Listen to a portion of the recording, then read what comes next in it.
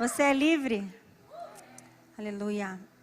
O tema da palavra é grito da independência. Nossa, é difícil falar, né? Inspirado naquilo que aconteceu essa semana, no 7 de setembro, ali no Brasil, aquele momento histórico, pessoas na rua. E o que as pessoas estavam fazendo naquele lugar? Por um candidato? Muitos. Mas muito mais do que isso. O povo brasileiro estava ali nas ruas lutando pela sua liberdade. Dizendo assim, olha, há 200 anos atrás nós fomos libertos. E ninguém mais vai tirar de nós essa liberdade. Por isso o povo brasileiro foi às ruas.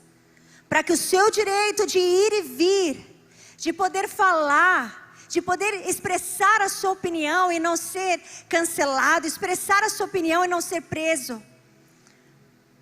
Para preservar essa liberdade, o povo brasileiro viveu um momento histórico no nosso país. E oremos para que o nosso país continue permanecendo nessa independência, nessa liberdade. E com esse fato histórico eu falei, o nome da palavra vai ser o grito de independência. O que é independência? Eu vi aqui um trecho falando a desassociação de um ser em relação ao outro, do qual ele dependia ou era dominado. Então a nação era dominada por algo e de repente agora ela foi livre. E assim somos nós. Alguém nos deu o grito da independência. E esse alguém foi Jesus. Ao morrer na cruz, Ele nos desassociou do pecado, quebrou a nossa dependência. Nós éramos dependentes do pecado. E quando Jesus morreu na cruz, Ele deu aquele grito de independência. O escravo, nós éramos escravos do pecado. E o escravo, ele não tem vontade própria. Eles estão no cativeiro do seu mestre. Quando o pecado é o nosso mestre, nós somos incapazes de resistir a ele. Escravo do pecado significa que você não consegue viver sem pecar. É diferente você pecar do que você viver no pecado. Porque pecar a gente peca todos os dias, gente. É um pensamento, é uma fala. Eu não estou falando disso, eu estou falando de você viver no pecado. Você depende daquele pecado para viver. Você conhece aquele amigo que antes de dormir ele precisa ver um filme pornográfico. Ele necessita daquele pecado. Você conhece alguém que mente o tempo todo, a mentira faz parte da vida dela. Ela só consegue viver mentindo. É aquela pessoa que não consegue se relacionar com uma pessoa só. Ela precisa ter vários companheiros, vários namorados, sei lá como é que poderia chamar isso. Mas ela não consegue viver para uma pessoa só. Ela precisa viver debaixo desse pecado. Mas Cristo nos libertou. Cristo nos libertou. Nós éramos antes. Em Romanos 6,8 fala assim: mas pelo poder de Cristo nós fomos libertos do pecado e feitos servos da justiça. Gente, só pelo poder de Cristo você consegue se livrar do seu pecado. Você pode ir no médico, no psicólogo, no psiquiatra, eles podem até te ajudar em algumas questões emocionais. Talvez você seja dependente emocionalmente de algumas coisas, mas se livrar mesmo do pecado, quem te dá essa autoridade é Cristo Jesus. Quem consegue te ajudar a vencer e a se libertar desse pecado é Jesus. Só através de Cristo é que você consegue viver nessa liberdade. E é por isso que nós temos que nos encher do Espírito Santo de Deus. Porque Jesus, Ele está no meio de nós através do Espírito Santo de Deus. E quanto mais cheio do Espírito Santo eu estou, menos eu consigo pecar. Gente, é impossível. Não tem como um cara ser cheio do Espírito Santo, cheio do poder do Espírito Santo de Deus e viver no pecado. Não dá. Não bate. Não tem como. Então talvez você esteja aqui neste lugar e você não esteja conseguindo vencer o seu pecado. É porque você precisa se encher mais do Espírito Santo de Deus. Quanto mais cheio do Espírito Santo de Deus, mais você vai conseguir te livrar disso que está te aprisionando. É só através de Cristo Jesus. Por isso, quando a gente faz esses apelos, gente, vamos para o acampamento jovem, você precisa se enfiar nesses lugares, porque ali Jesus vai te fortalecer, o Espírito Santo vai te encher, e você vai conseguir vencer esses pecados que você não consegue. Não, porque é muito difícil para mim. Não é. Você precisa ser cheio do Espírito Santo de Deus. Romanos 6,16 diz assim que nós somos escravos daquilo que nós escolhemos obedecer. E nós temos duas escolhas: escravos do pecado que leva à morte, ou escravos da obediência que leva à justiça. Só existem esses dois caminhos. Só tem esses dois caminhos. E eu te pergunto, qual caminho você escolhe?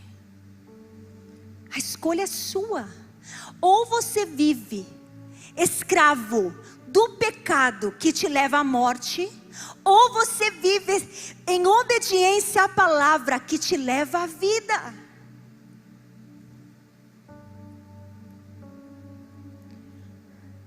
E o caminho de obediência, ele nos leva até a cruz, porque é na cruz que você encontra a justiça. Porque foi na cruz que nós fomos o quê? Justificados. O que é isso? O que é ser justificado? Deixa eu te dar um exemplo. A pessoa cometeu um crime. Então ela vai lá, ela cometeu um assalto. Sei lá, pegou 3 anos, 4, 5 anos de prisão. Aquela pessoa, ela precisa cumprir aqueles 5 anos. Depois que ela cumpre aqueles 5 anos, ele passa então a ser justificado. Ele não precisa, ele agora é livre. Ele não deve mais nada para ninguém. Ele não deve mais nada para a justiça, porque ele pagou a pena dele pelo crime que ele cometeu. E o que Jesus fez por mim e por você na cruz do Calvário? Ele pagou o nosso pecado. Ele levou sobre si os nossos pecados e pagou ali a nossa culpa. Nós éramos culpados, nós tínhamos um destino de morte, porque nós vivíamos no nosso pecado, nós vivíamos sendo dirigidos pelos nossos prazeres, pela nossa carne, pela nossa concupiscência. Mas então Jesus na cruz nos libertou. E quando você escolhe o caminho da obediência, esse caminho te leva para a cruz, e a cruz foi o lugar onde você e eu fomos justificados. Você tinha uma sentença de morte. Você estava sentenciado para uma morte eterna. Mas então veio Jesus e te deu uma nova sentença. Não uma sentença de morte, mas uma sentença de vida eterna.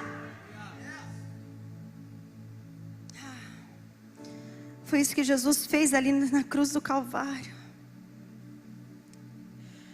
Ele carregou a nossa culpa, Ele tirou de nós. Ele recebeu no nosso lugar a nossa culpa. Ele morreu ali, Ele disse assim: aqui está morrendo também a sua culpa. Aqui está morrendo também a sua sentença de morte. Jesus morreu para nos perdoar de uma vez por todas. Antigamente as pessoas tinham seus pecados perdoados através dos sacrifícios que eram feitos anualmente. Então o sacerdote ia lá, apresentava, né, aquele animal que tinha que ser perfeito, imaculado, sem manchas. E aquele sacrifício, ele durava o quê? 1 ano. Era uma liberdade provisória. Mas Jesus nos deu uma sentença de uma liberdade eterna. Esse é o poder do sangue de Jesus. Jesus é o nosso herói, gente. Foi Ele que deu o grito da independência. Ele disse na cruz: está consumado. Está consumado. Nenhuma, presta atenção, nenhuma condenação há para aqueles que estão em Cristo Jesus. Não, pensa só o tanto de coisa que você já fez de errado nessa vida. Não precisa pensar não. Só pensa que está perdoado, está pago. Está pago. Não existe mais nenhuma condenação. Você merecia, mas Jesus, pela sua graça, que é o favor imerecido sobre as nossas vidas, Ele falou: não. O meu amor por ti é tão grande que eu não posso deixar você ter esse final. Eu tenho algo melhor para você. Eu tenho uma sentença de vida para você. Mas esse caminho, ele é uma escolha. Em Romanos 8:1, tem aí? Romanos 8:1. Portanto, agora já não há condenação para os que estão em Cristo Jesus. Porque por meio de Cristo Jesus, a lei do Espírito de vida me libertou da lei do pecado e da morte. O próximo verso é Romanos 8:32. Se puder separar para mim, por favor. Não existe mais condenação. E eu sei que a gente vem aqui, a gente fala sobre isso, mas sempre tem uma voz, a voz da culpa. Sabe o que a voz da culpa quer fazer com você? Essa voz, ela já sabe que você está com Deus agora. Já era, você entregou sua vida para Jesus, você está com Ele. E você decidiu viver esse caminho, você decidiu viver em obediência, mas de repente vem aquela voz: mas você fez isso, mas você lembra o que você fez? Você sabe o que essa voz quer fazer com você? Ela quer te paralisar. Porque você já é de Jesus. Só que agora, através da sua vida, muitos outros irão para Jesus. E essa voz, ela não quer. Essa voz, ela quer te paralisar. Essa voz não quer que agora você seja instrumento para libertar outros que estão cativos, presos nos seus pecados.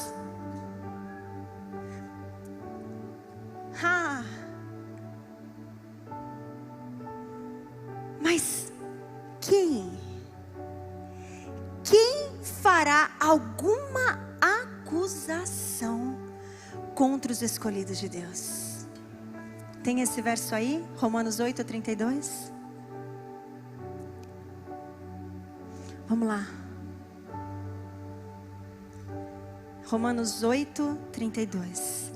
Quem fará alguma acusação contra os escolhidos de Deus? Aquele,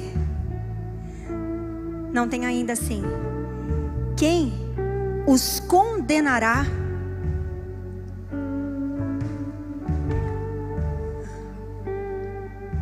Próximo verso. Será que eu peguei errado?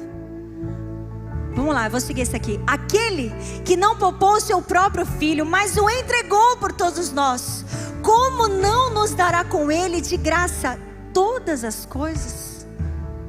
Próximo. Próximo verso. Bora lá. Quem os condenará?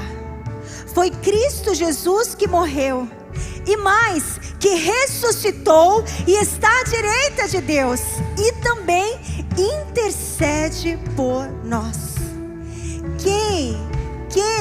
Quem nos separará do amor de Cristo?